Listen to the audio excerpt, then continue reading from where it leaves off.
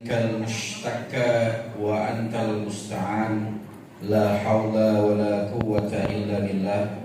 Allahumma salli wa sallim wa barik ala sayyidina Muhammad wa ala alihi wa sahbihi ajma'in, amma ba'du. Yang kami hormati Ibu Dian, yang kami hormati Bu Sari selaku panitia ya dari program acara ini, dan tentu saja adalah ibu-ibu semua penggerak PKK yang terlihat baik hati, cantik, dan soleha. Dan yang ini yang paling penting, penghuni surga. Bukan calon lagi, tapi penghuni surga. Salam kenal dengan saya Imam Ratriyoso. Saya warga Pondok Kelapa. Alhamdulillah juga dipercaya menjadi ketua RT 6 RW 10 Pondok Kelapa. Saya tinggal di Pondok Kelapa sudah 40 tahun. Baru 40 tahun ya. Berarti ada yang lebih tua, ada yang lebih senior dari saya. Saya tinggal di Bilimun waktu itu kelas 3 SD. Sekolah saya di SD 03 Pondok Kelapa. Jadi Pondok Kelapa dan Duren Sawit ini adalah bagian penting dari sejarah hidup saya.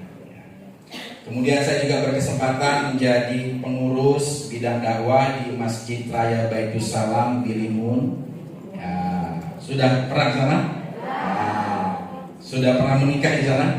Oh, menghadiri pernikahan ya. Masjid Baitus Salam atau Masjid Raya Baitus Salam ya, cukup terkenal karena di periode 90 sampai 2000 selama 8 tahun menjadi lokasi syuting dari sinetron Lorong Waktu ya. Baik, kemudian saya juga berkesempatan menjadi pengurus DMI, Dewan Masjid Indonesia Ranting Pondok Kelapa. Nah, tadi sudah disampaikan oleh Pak Sekcam dan kemudian saya juga ikut membantu program stunting, Bu. Nah, Ibu tahu berapa jumlah anak stunting di kecamatan kita, Duren Sawit? Ada 88 tersebar di 7 kelurahan. Yang saya hafal hanya Pondok Kelapa ada 18 ya. Nah, jadi karena itu saya cukup konsentrasi terhadap kewilayahan yang terjadi yang ada di kecamatan kita. Nah, ibu-ibu sekalian, selama 2 jam terakhir ini sejak ibu datang, kita sebenarnya sudah menjadi penghuni surga, atau minimal katakanlah penghuni miniatur surga. Ya. Kenapa? Karena yang kita lakukan selama 2 jam ini adalah perilaku penghuni surga. Apa? Yang pertama adalah ibu ketika masuk ini apa? Yang pertama kali dilakukan ketemu teman-teman? Bersalaman. Apa yang terjadi ketika bersalaman itu? Ya, kita lepas kangen, ya kan?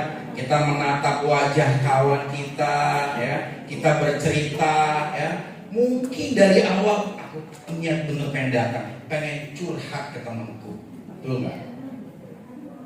Kita saling bersalam-salaman, menebar salam, itu adalah perilaku penghuni surga.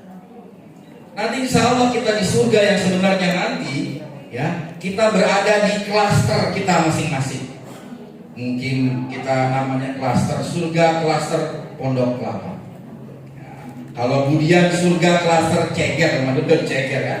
Nah, ibu-ibu rumah surga klaster Malakasari. Nanti kita bikin reuni di surga nanti. Mungkin nggak? Sangat mungkin. Emang begitu isi beritanya kan. Amalan di surga itu saling bertegur sapa.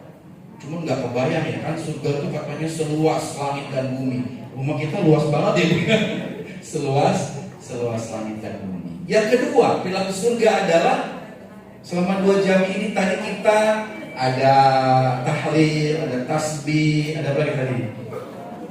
Ada qasidahan. Tadi saya dengar sekilas qasidahan itu lagunya tadi yang pertama ibu ini menyanyikan lagu hiburan. Betul nggak? Kami datang dengan lagu kami memberikan hiburan. Perilaku penghuni surga itu adalah memberikan hiburan. Idkhalus surur, memasukkan kegembiraan kepada orang lain. Dan yang jauh lebih penting lagi, ibu-ibu semua ini adalah al-jannatu tahta aqdamil ummahat. Itu hadis. Surga itu di bawah telapak kaki ibu. Kita memahaminya sebagai anak kita. Lah, ini kan ibu-ibu PKK semua ya. Ada berapa anak yang diurus? 1 RW. Jadi surganya banyak banget ibu nih. Betul nggak? Ibu-ibu sekalian adalah surga yang sesungguhnya. Maka kita perlu berterima kasih kepada yang namanya lembaga PKK. Kata Allah, wabtaghu ilaihil wasilah. Carilah engkau keridhaan Allah, pahala keridhaan Allah dengan wasilah-wasilah. Maka PKK ini adalah wasilah. Apa itu wasilah? Kendaraan, fasilitas yang bisa kita gunakan menuju surga, bahkan menjadi surga itu sendiri. Kenapa? Karena dengan PKK ibu-ibu memungkinkan untuk melakukan perilaku surga. Di PKK ada apa nih? Ada Sawisma, betul lah. Ada apa lagi? Ada Jumanti, ya. Ada posyandu anak, posyandu remaja, posyandu lansia. Itu kan semua pekerjaan-pekerjaan ibu yang melayani orang lain. Itu pahalanya luar biasa.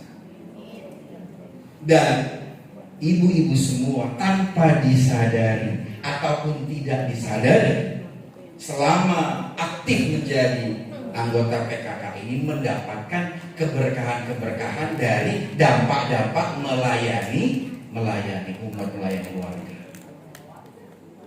Kita kalau mengurusi anak orang lain, mungkin tanpa kita dengar, tanpa kita sadar, tanpa kita ada info apapun, ibu atau orang tua dari anak yang kita urusi itu diam-diam mungkin mengirim Fatihah buat kita.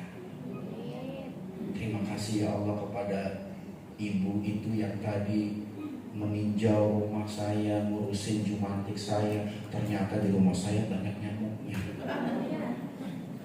Kalau tidak karena beliau, bisa jadi anakku atau bahkan diriku terkena demam berdarah. Dengan wasilahmu melalui ibu PKK itu, aku sekeluarga terhindar dari demam berdarah. Dapat pahalanya. Kita mungkin nggak tahu kalau dia berdoa, karena dia tidak perlu mengumumkan, aku berdoa untukmu. Betul nggak? Tapi itu tidak mungkin bisa kita lakukan kalau kita tidak menjadi anggota PKK. Berarti pesannya adalah teruskan, pertahankan, tingkatkan semua yang sudah ibu lakukan sebagai anggota PKK.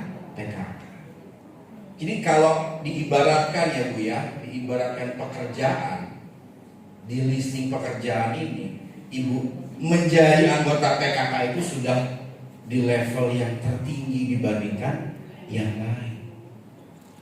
Apalagi ibu semua ini mengerjakannya dengan ikhlas, betul nggak?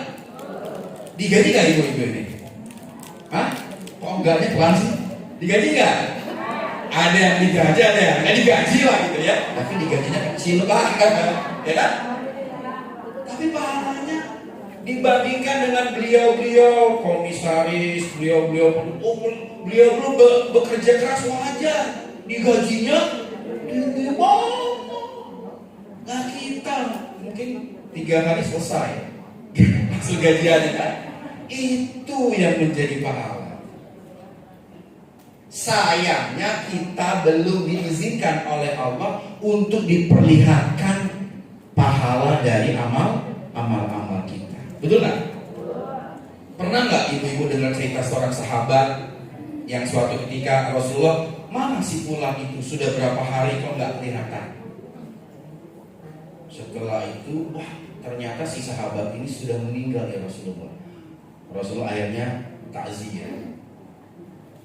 Rasulullah diceritakan oleh istri yang meninggal ini. Ya Rasulullah, suamiku itu ketika sebelum nazak itu sebelum itu dia berteriak, kenapa tidak lebih jauh? Kenapa tidak lebih baik? Kenapa tidak yang lebih baik? Apa itu artinya? Ketika dia akan dicabut malaikat oleh malaikat, dia diperlihatkan pahala karena dia berjalan untuk sholat subuh itu jauh sekali, berkilo-kilo, sampai 1 jam 2 jam. Aduh, kalau tahu aku pahalanya sebegitu, kenapa aku nggak 5 jam aja ngantrinya? Gila, diperlihatkan. Terus kenapa aku tidak lebih baik? Dia pernah memberikan baju kepada orang lain sebagai sedekah. Kenapa aku tidak memberikan baju yang lebih baik lagi dari yang pernah aku berikan, agar aku mendapatkan pahalanya jauh lebih besar? Nah, Allah sengaja menutup, menghijab penglihatan kita untuk tidak bisa melihat kebaikan-kebaikan, pahala-pahala dari yang kita kerjakan. Maksudnya apa? Supaya kita tidak sombong, supaya kita tidak berhenti beramal. Nanti kalau udah diperlihatkan, ngapain gue beramal, kayak kemarin udah enak. Nah, Allah takutnya begitu, sengaja dihijab, sengaja bahkan seolah-olah orang yang taat, orang yang soleh itu seolah-olah hidupnya tidak senang, tidak makmur seperti orang-orang yang non muslim. Sengaja dibuat begitu oleh Allah sebagai bentuk kasih sayang Allah kepada kita dan sebagai ujian kepada hambanya untuk selalu bersabar dan mempertahankan amal-amal solehnya. Ya. Jadi mari kita tingkatkan rasa syukur kita sebagai anggota PKK, dan mari kita tingkatkan lagi semua program-program yang sudah diberikan kepada kita. Tadi Bu Sekcam, Pak Ali bilang kita ada stunting. Ayo kita berpikir, gimana stunting yang 88 ini cepat kelar? Gampang kok. Puskesmas Bu Ii sudah buat program yang namanya Batman, yang namanya Pos Gizi. Ayo kita bantu teman-teman di puskesmas. Apa? Kita bantu dana misalnya. Nggak mahal kok, cuman menyediakan 1 day 1 egg, 1 hari 1 telur kepada anak. Tinggal dihitung sebulan berapa keluar biayanya. Ayo kita bersepakat. Kenapa? Jangan-jangan telur yang kita bantu akan bersaksi telur itu.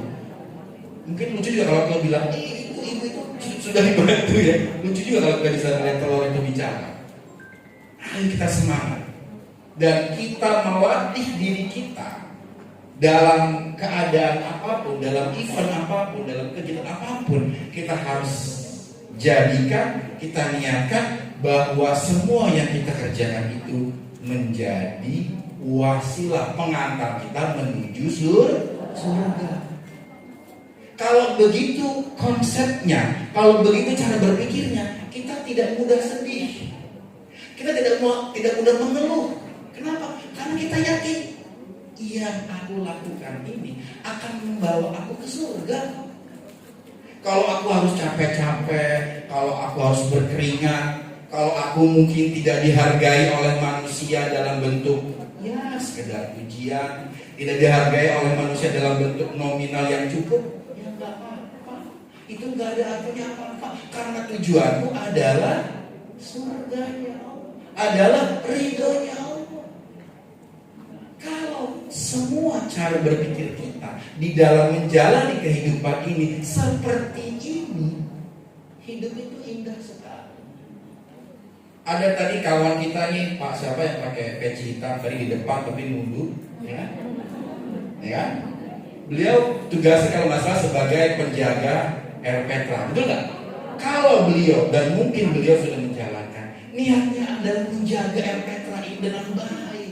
Biar tiap pagi nyapu, ngepel, karena dia tahu Air Petra ini adalah sarana di mana surga ada di dalamnya. Betul nggak?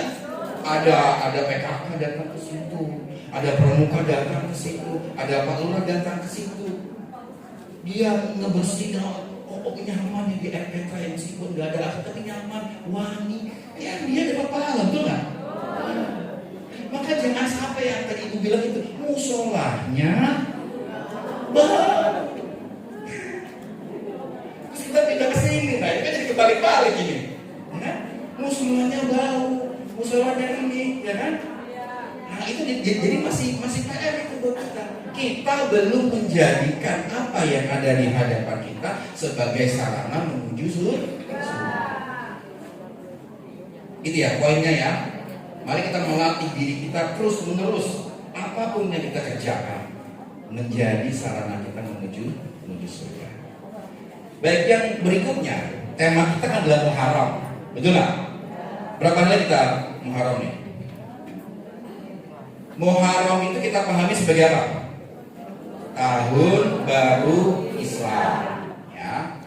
Nah, beberapa kronologi sejarah itu banyak versinya, ya. Kenapa Muharram dijadikan tahun baru Islam? Kenapa dinamakan tahun baru Hijrah? Dinamakan Hijriyah, padahal Rasulullah hijrahnya tidak terjadi di bulan Muharram. Ya. Jadi tahun baru Hijriyah yang sekarang berapa? 1444. 1444 itu ditetapkan, istilahnya kalau sekarang itu di SK-kan gitu ya, di SK-kan atau di aturan presiden kan, atau diundang-undangkan pada zaman Khalifah Umar bin Khattab. Nah ketika itu para sahabat bermusyawarah nih kayak kita nih, bermusyawarah, rapat, diskusi. Pada momen apa? Atau apa kebutuhannya? Kita butuh tahun baru yang memang versinya versi Islam, yang dihitung secara penglihatan bulan, bukan Masehi. Masehi dilihat secara matahari, betul nggak? Nah, itu dihitung. Ada yang mengusulkan, ya Umar, bagaimana kalau tahun baru itu dimulai dari bulan Rabiul Awal? Kenapa? Karena Rabiul Awal adalah kelahiran Rasulullah. Bagaimana kalau bulan Ramadan? Karena Ramadan itu adalah bulan yang paling mulia. Banyak alasan-alasannya. Nah akhirnya Umar mempertimbangkan segala masukan. Tahun baru Islam dimulai pada bulan Muharram. Di antaranya adalah karena Muharram itu setelah selesainya Zulhijjah. Ada apa di Zulhijjah? Pelaksanaan ibadah haji. Ibadah haji adalah rukun Islam berapa? Rukun Islam kelima. Karena sudah selesai rukun Islam yang kelima, maka kita masuk ke tahun baru. Kira-kira begitu urutannya. Nah, kenapa dipilih menjadi Muharram diambil dari Zulhijjah? Karena peristiwa haji. Sekarang kita bahas haji. Ada banyak sekali pelajaran-pelajaran dalam ibadah haji. Ada banyak sejarahnya. Ada tawafnya, ada sa'inya. Ya, itu semua ada hikmahnya, baik secara syariat maupun secara hakikinya. Ya. Sekarang kalau sa'i, apa itu sa'i? Lari-lari kecil antara Safa dan Marwah. Itu diambil dari peristiwa apa? Dari kisah Siti Hajar dengan putranya Ismail. Berlari-lari kecil, ya. Jadi ketika itu Siti Hajar, bayangin, ya, Ka'bah waktu itu Mekah itu belum ada, yang ada hanya bangunan Ka'bah. Kok tega-teganya Nabi Ibrahim meninggalkan Siti Hajar dan anaknya yang masih sangat kecil itu sendirian di gurun itu. Kalau ibu jadi Siti Hajar mau nggak kira-kira? Enggak, langsung jawab enggak ya. Enggak mungkin Pak. Ya kan? Nggak ada apa-apa kalau ditinggal di sini mah enak. Ada mall, Buana Plaza, ada McD, apa-apa deh Pak. Bapak nggak pulang lagi nggak apa-apa. Asal ada duitnya kan gitu kan.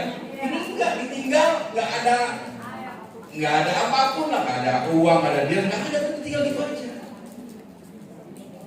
Siti Hajar secara manusiawi, secara keibuan pasti bergejolak di hatinya, berontak. Ini suami macam apa ini? Baru dapat anak, dia itu kok langsung ditinggal. Akhirnya ketika Nabi Ibrahim meninggalkan itu, dia berlari-lari kecil. Siti Hajar, ya Khalilullah, ya Ibrahim, ya suamiku, apakah engkau meninggalkanku dan anakmu yang masih kecil ini memang atas perintah Allah? Pertanyaan seperti itu. Nabi Ibrahim menjawab, bala, iya kan, aku meninggalkanmu atas perintah Allah. Baik, wahai Khalilullah, Nabiullah, kalau memang atas perintah Allah, aku sami'na wa ata'na. Aku nggak komplain, aku nggak ngancem, aku nggak ngajuin ke KUA, enggak. Aku terima. Tinggal itu. Nabi Ibrahim balik ke Palestina menemui Siti Sarah. Terus tinggallah itu Siti Hajar dengan anaknya. Sendiriannya mungkin ada tenda kecil lah gitu. Ada perbekalan ya. Suatu ketika habis semua perbekalannya. Ismail yang kecil meronta-ronta, haus lah segala macam. Air susunya mungkin nggak keluar. Bingung Siti Hajar. Gimana nih? Nggak ada apa-apa.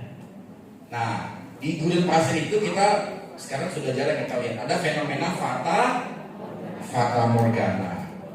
Dia melihat bisa, itu kayaknya ada air tuh kan? Ada remang-remang, dia mengejar. Dia lalat, ada nih. Kok bisa lari? Dia berlari, itu ada itu. Dia kejar lagi terus sampai 7 kali. Maka dinamakan sa'i. Sa'i itu dari asal kata sa'yun, artinya berusaha. Kaifa sa'yuka? Gimana usaha? Nah, ketika itulah pertolongan Allah datang. Pertolongan Allah itu tidak dengan mengeluarkan air dari tempat titik-titik di mana Siti Hajar datang, tidak. Pertolongan Allah itu justru datang dari tempat yang terdekat, yaitu Nabi Ismail. Nabi Ismail diberi ilham oleh Jibril untuk mengetukkan tumitnya ke pertama. Seketika itu keluarlah mata air. Nah, ketika itulah Siti Hajar berteriak bersyukur, Zam-zam, Zam-zam. Airnya kumpul sedikit menjadi mata air Zam-zam. Filosofinya apa? Filosofinya dari peristiwa ini, pertolongan Allah itu hanya akan datang kalau kita sudah apa nih? Sa'i apa? Kalau kita sudah berusaha. Jadi Allah itu ngelihat hambanya dulu. Kamu tuh minta sama aku tuh apa yang memungkinkan, yang memantaskan aku untuk menjawab pertanyaanmu, untuk menjawab permintaanmu. Sa'i. Akhirnya itulah menjadi mata air, itulah yang kemudian mendatangkan banyak orang karena sumber mata air. Itu dari sa'i. Nah, peristiwa yang lain adalah yang sering sudah kita dengar adalah intisari dari Idul Adha adalah pelajaran berkurban. Jadi ceritanya sebenarnya perintah Allah kepada Nabi Ibrahim untuk menyembelih Ismail sebenarnya bukan ujian sebenarnya. Itu adalah tagihan Allah kepada Ibrahim yang saat itu pernah bernazar. Bahkan mungkin sebenarnya Jadi Nabi Ibrahim itu terkenal adalah nabi yang sangat royal itu. Jadi beliau itu tidak pernah mau makan kecuali dengan orang yang diajak makan sama dia. Dan beliau kaya. Jadi kalau berkorban itu 100 kambing, 100 unta. Coba kita satu kambing aja mikir-mikir, satu sapi aja patungan. Nabi Ibrahim. Nah, suatu ketika Nabi Ibrahim itu dipuji lah sama hamba umat itu. Hebat sekali kamu wahai Ibrahim, kamu royal sekali. Oh iya, saya akan mengorbankan segala-galanya. Jangankan 100 kambing, anak saya pun nanti kalau ada kita korbankan. Jadi Nabi Ibrahim itu sempat bercanda begitu. Kayak kita bercanda. Oh nanti kalau itu jadi, gua akan beli ini. Nah kita kan sekalian kita bercanda ya. Nabi Ibrahim itu bercandanya begitu. Itu dicatat sama Allah. Ketika betul-betul diberikan anak yang namanya Ismail itu ditagih sama Allah. Justru ketika Nabi Ibrahim sedang berada di puncak kesenangan memiliki Nabi Ismail. Pelajarannya adalah tentang berkorban. Nah, peristiwa pengorbanan Nabi Ibrahim kepada Nabi Ismail ini adalah peristiwa berkorban yang kedua dalam sejarah para nabi. Yang pertama, kapan peristiwanya? Peristiwa Habil dan Qabil. Waktu itu kan mereka berdebat, berselisih, bertengkar, memperebutkan wanita, kan gitu kan? Turun perintah. Oke, kalau gitu kita serahkan sama Allah. Gimana caranya berkorban? Nah, si Qabil dia usahanya ternak. Nah, kalau si Habil kebun. Habil memberikan hasil-hasil bumi agro yang terbaik, sedangkan si Qabil memberikan yang tidak terbaik. Jadi pelajarannya adalah berkorban itu adalah intisari dari semua kesuksesan dari perjuangan yang kita perjuangkan. Betul Pak Ibu? Kita semua pernah berjuang kan? Betul kan? Dan sedang berjuang kan? Dan masih berjuang kan? Perjuangan itu ada dua.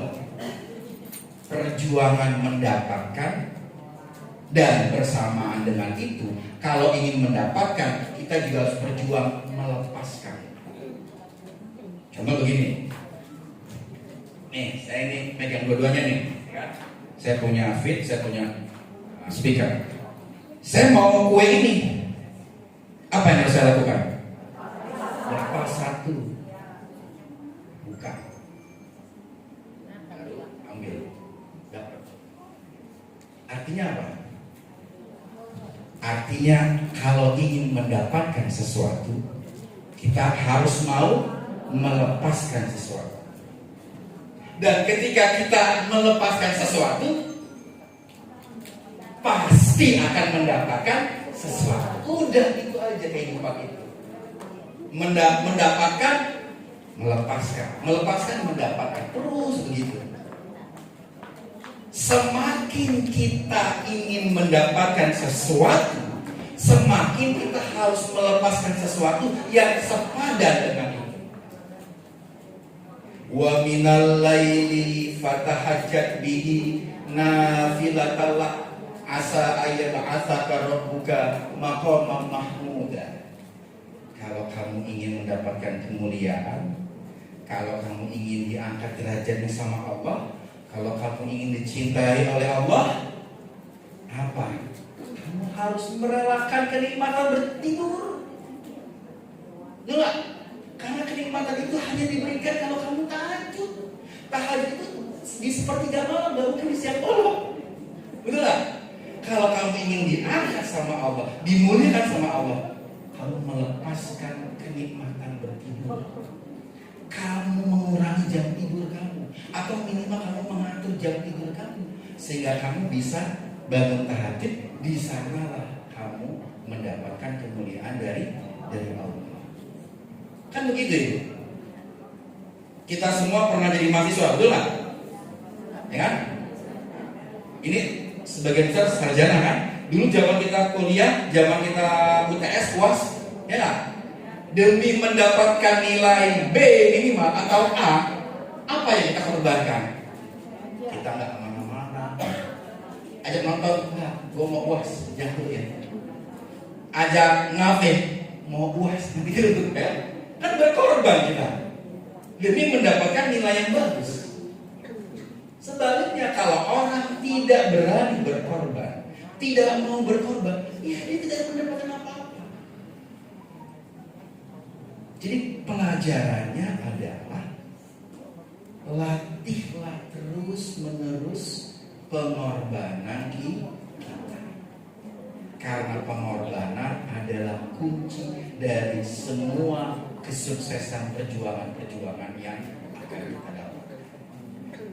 Analoginya bisa kita tempatkan di analogi-analogi yang luas. Kalau kita ingin mendapatkan kemuliaan akhirat, kita harus melepaskan kemewahan dunia. Ya. Kalau kita ingin mendapatkan, nah ini sudah senior semua ya. Kalau kita ingin mendapatkan anak yang soleh, berarti pengorbanan apa yang harus kita berikan? Ya jadi ibu yang soleh. Karena jadi ibu yang soleh itu harus jaga diri, harus jaga omongan, harus jaga pandangan, harus jaga belanja, ya kan? Jadi intisari dari Idul Adha yang kita kerjakan, yang kita alami saat ini adalah pengorbanan. Maka yang harus banyak kita pikirkan adalah bukan dagingnya dimasak apa, ya kan? Masih banyak daging di kulkas, ya kan? Atau pas hari hanya, aduh aku dapat kupon dari masjid ini, kok dari masjid sana belum ya? Yang dibikin dagingnya. Padahal Allah sudah bilang, lu apa itu lupa ayatnya? Dagingnya gak aku lihat. Dagingnya udah aku makan aja. Kamu bagi-bagi, nggak sampai ke aku. Yang sampai ke aku apanya? Yang sampai ke aku itu takwa. Nah, ketakwaan itu sesuatu yang non materi, imateri, yang nggak nampak. Itu hanya bisa kita rasakan. Keikhlasan itu kan tidak nampak, betul nggak? Tapi kita rasakan.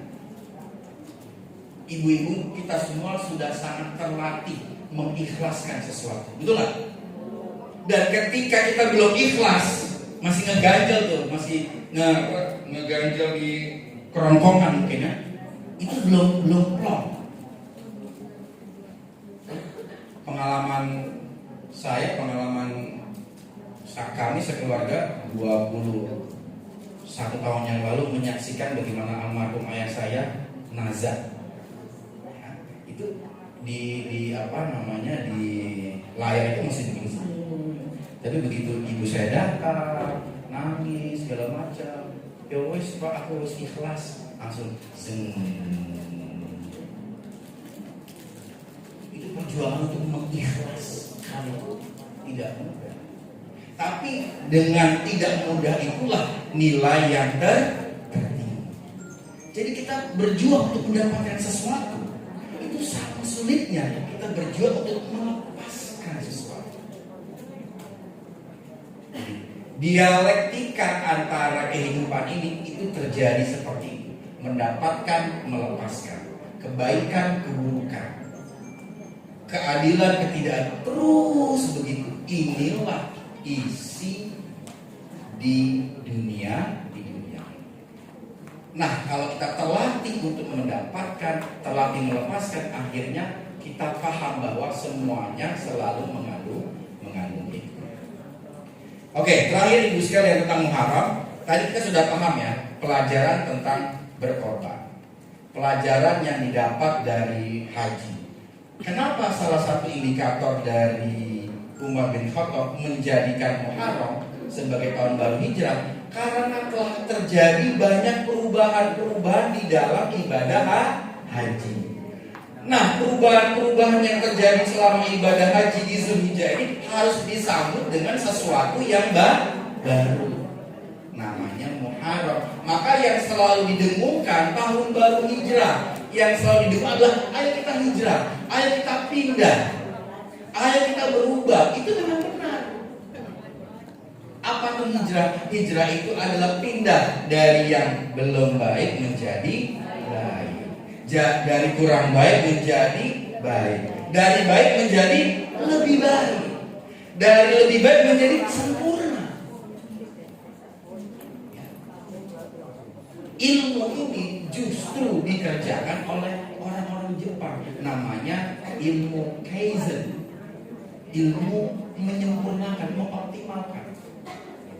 Even the best can be improved. Walaupun sudah baik, masih bisa diperbaiki. Nah, kita itu kadang-kadang enggak seperti itu. Kita itu kadang-kadang alah, nggak usah repot-repot, kerjain aja secukupnya. Ya, nggak usah repot-repot, sholatnya jangan lama-lama. Yang penting sholat, nggak usah kusuk-kusuk, nggak usah di awal waktu. Kan begitu kita, kebiasaan kita begitu kan? Mengerjakan sesuatu itu sekedarnya, formalitas. Padahal etos Islam tidak seperti itu. Berubah. Maka Muharram yang akan kita hadapi ini sebagai pengingat kita harus selalu hijrah. Yang lebih baik lagi, menjadi lebih baik lagi.